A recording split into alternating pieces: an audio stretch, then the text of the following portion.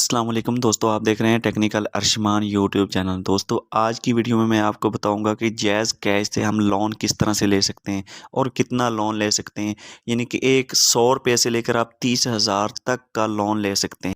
इसके अलावा मैं आपको लिमिट बढ़ाने का तरीका बताऊंगा कि आप जैज़ कैश की लोन लेने की लिमिट बढ़ा सकते हैं, वो तरीक़ेकार बताऊंगा।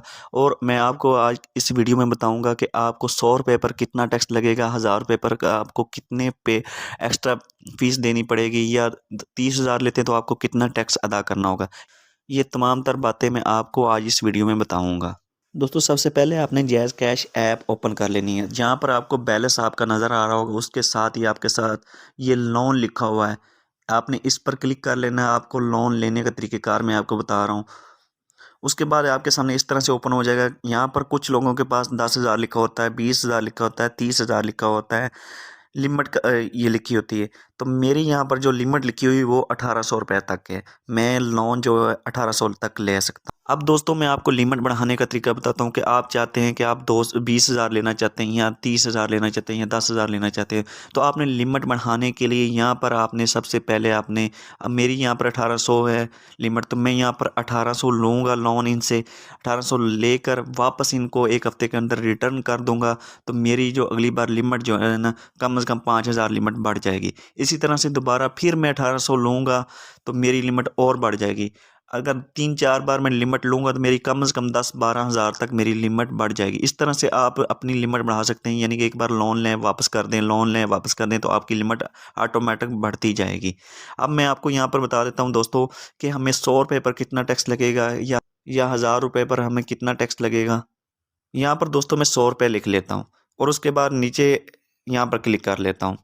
अब यहाँ पर ये देख लें, 100 रुपये पर मुझे 5 रुपये टैक्स अदा करना होगा। ये आपके सामने लिखा हुआ है, 100 रुपये पर मुझे 5 रुपये अदा करने होंगे, वो भी एक हफ़्ते के अंदर। अगर एक हफ़्ते के अंदर मैं 100 रुपये वापस नहीं कर सकता, यानी कि मुझे 2 हफ़्ते हो जाते हैं, तो फिर मुझे 10 रुपये पे करने होंगे। अगर 3 हफ़्ते हो जाते हैं तो मुझे 15 रुपये पे करने होंगे, इस हिसाब से। अब मैं आपको 1800 रुपये के हिसाब से बता देता हूँ कि 1800 रुपये पर मुझे कितना टैक्स पड़े। दोस्तों मैंने 1800 लिख दिया और यहाँ पे रिव्यू रेडी कैश यहाँ पर क्लिक कर लेता हूँ।